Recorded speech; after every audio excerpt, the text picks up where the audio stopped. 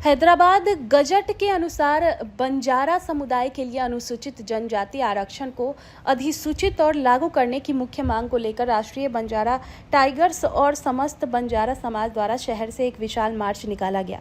इस मार्च में बड़ी संख्या में महिलाओं और पुरुषों ने भाग लिया। मार्च निकालवाने वाले नारे लगाते हुए इसे सरकारी साकड़ी तहसील कार्यालय ले गए। इसके बाद प्रतिनिधि मंडल ने मुख्यमंत्री के नाम राजस्व उप तहसीलदार किरण कोठावड़े को एक ज्ञापन सौंपा। इस मार्च में तालुका के 15 डांडिया से बंजारा समाज के लोग ने भाग लिया। पंकज मराठे, सरदार पवार, अजीत जाधव, नीलेश जाधव, सयादास चौहान, विनोद राठौर, हेमंत राठौर, प्रशांत पवार, राहुल राठौर और भी कई लोगों ने इस मार्च में शामिल हुए।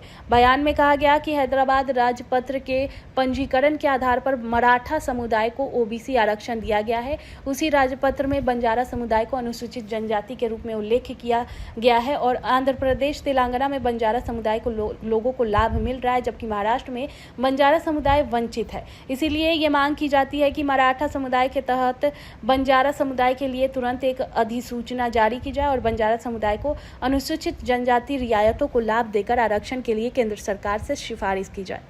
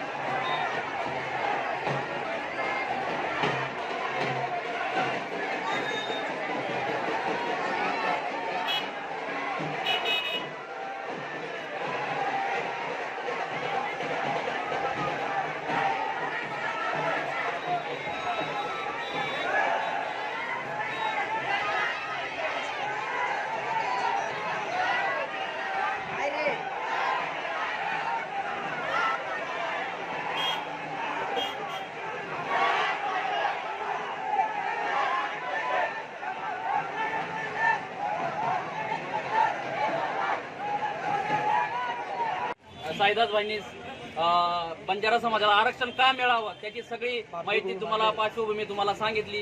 पण बंजारा समाजात आजपर्यंत कोणाला माहित नव्हतं की हैदराबाद गॅजेट काय आहे, हैदराबाद गॅजेट काय आहे, की कशामुळे आपले जे नेते आहेत म्हणजे मराठवाडा समाजाचे नेते आहेत मनोज जरांगे साहेब यांनी आरक्षण कसा मिळावं मराठा साहेबांना त्यांनी हैदराबाद गॅजेटनुसार त्यांनी मिळवून दाखवलं।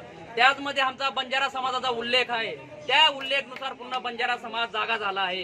या जागा झाल्यानुसार आमच्या समाजाला पण एसटी मध्ये आरक्षण मिळालाच पाहिजे एवढी आमच्या समाजाची सगळ्यांची मागणी आहे। पण एक पण तुम्ही लक्षात ठेवा की इतर समाजाला, आदिवासी समाजाला, जिल्हा समाजाला वाटत असेल की आम्ही त्यांच्या वाटेतला घेतोय की त्यांचं आरक्षण घेतोय, आम्ही कोणाच्या इथं अतिक्रमण करत नाही साहेब। आमचं त्यांच्याशी बी संबंध आहे, त्यांच्याशी बी नातं आहे, पण त्यांचा आरक्षणाला धक्का न लावता आम्हाला बी एसटीत आरक्षण मिळालं पाहिजे एवढीच आमची मागणी आहे। एवढंच बोल बंजारा समाजाला अनुसूचित जमातीच्या सवलती मिळाल्या पाहिजे यासाठी आमच्या हा तहसीलदार साखरी या तहसीलदार साखरीची आमची आज पूर्ण साक्री तालुक्यातील 15 तांड्यातील बंजारा समाजाचे महिला पुरुष आपले पारंपरिक वेशभूषेत हजर होते.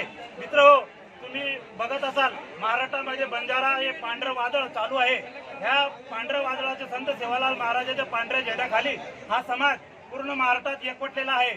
आमची एकच मागणी आहे, बंजारा समाजाला अनुसूचित जमातीच्या सवलती जे जुने आदिवासी बांधव आहेत त्यांना धक्का न लागता आम्हाला आरक्षण मिळाले पाहिजे. कारण बंजारा समाज हा आदिवासीचे पूर्ण कॅटेगरी पूर्ण करतो.